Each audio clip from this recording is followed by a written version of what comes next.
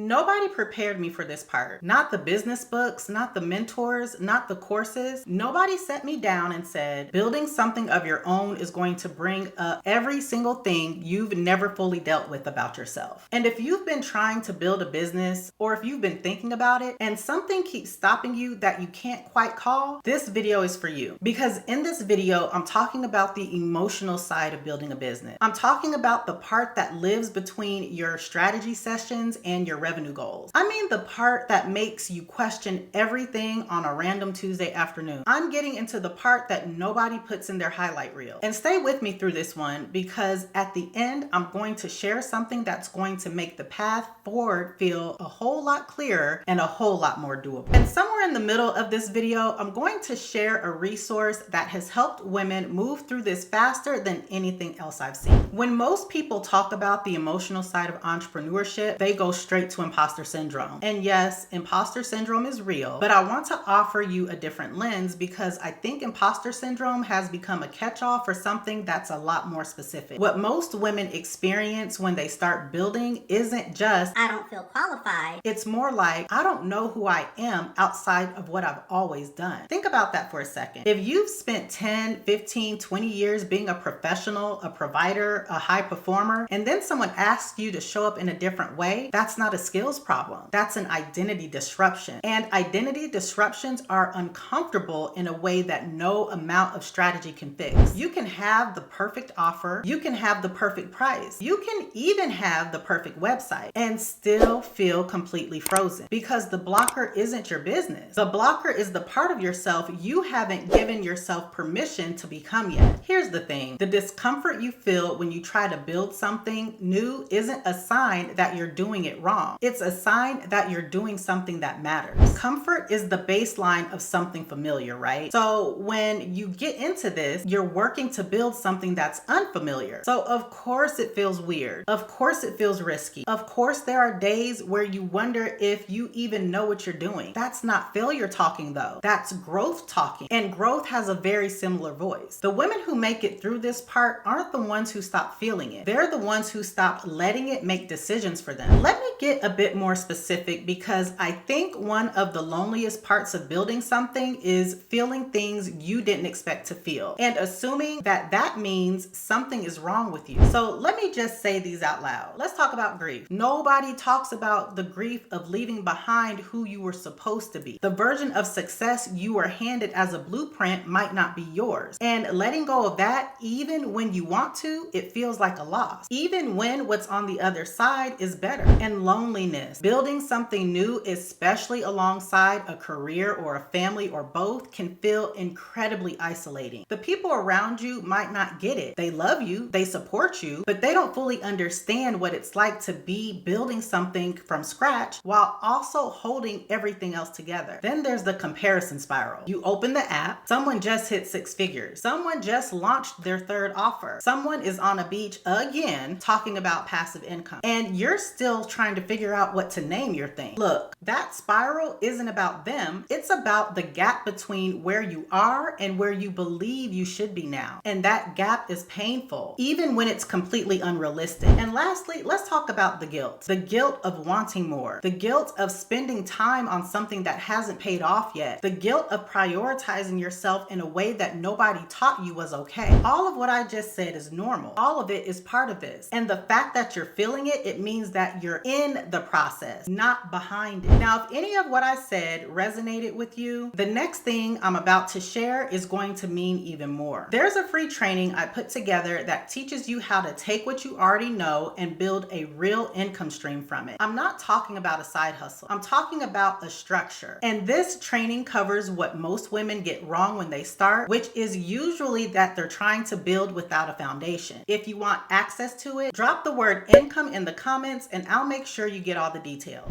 Okay, so I just talked about what happens emotionally. Now let's talk about what to do with it, because sitting in those feelings without a framework is just suffering with extra steps. I want to give you 4 words to work with. Feel it, name it, file it, and move. So feel it. Stop trying to bypass the emotion to get to the productivity. When something comes up, whether it's fear, doubt, or comparison, let yourself feel it for a set amount of time. Not forever, just a set amount of time. Give it 10 minutes, minutes, give it a walk around the block, give it a voice memo you never sent to anyone, but feel it on purpose instead of letting it leak into everything else. Name it. Here's where you get specific about the emotion. I feel bad is not information you can work with. I feel scared that I'm going to put this out there and no one's going to care. That's information, because now you know what you're working with, and what you're working with can be addressed. File it. This is the one that changes the game. Once you've named it, ask yourself, is this a feeling or is this a fact? Because most of what stops us in business is feelings we've promoted to facts. Things like, nobody will pay for this. That's a feeling. I'm not ready. Also a feeling. It's too late for me. That's definitely a feeling. So file it in the right place. Feelings go in the feelings folder and facts go in the planning folder. And then build your plan from the facts.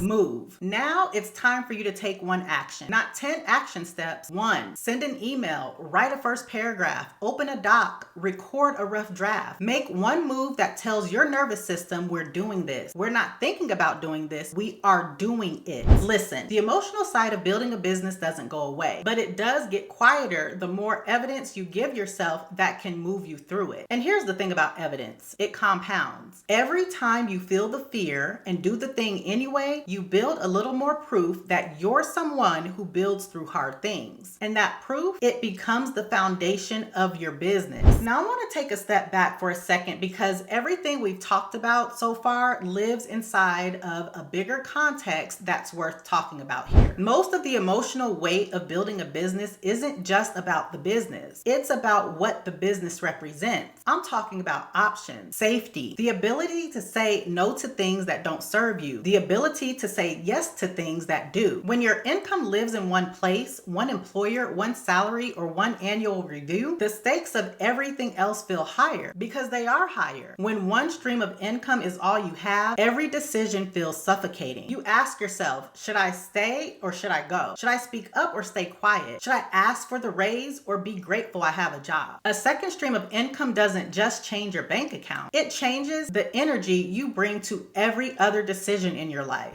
And so for many women, the vehicle for that second stream of income is already in your hand. It's the skills you've spent years developing, the knowledge you gave away for free in meeting rooms and group chats and can I pick your brain coffee conversation. That knowledge is a product. It just hasn't been packaged yet. If you've been sitting with the idea of building something and the emotional weight of it has been the thing slowing you down, I want to offer you a starting point that removes as much friction as possible. It's called 2K in 2 hours, and it's exactly what it sounds like. In just 2 focused hours of work, you'll have a real sellable coaching offer, not a concept or a maybe someday. You will have a packaged offer with a price, a clear outcome, and a delivery structure you can use. Because one of the things I've learned about the emotional side of this business is that the fog lifts when you have something concrete in your hand, because confidence comes from completion. And 2K in 2 hours is designed to get you to your first completion as fast as possible. You can get 2K in 2 hours on my website at herincomeedit.com/2K, or just click the link down in the description. If you're new here, my name is Nick Scott, and I help women turn their existing skills into coaching income, digital products, and online businesses. If you want to keep going, I've got a video that picks up right where this one leaves off, and it might be the most important thing you watch today. Okay, I'll see you over there.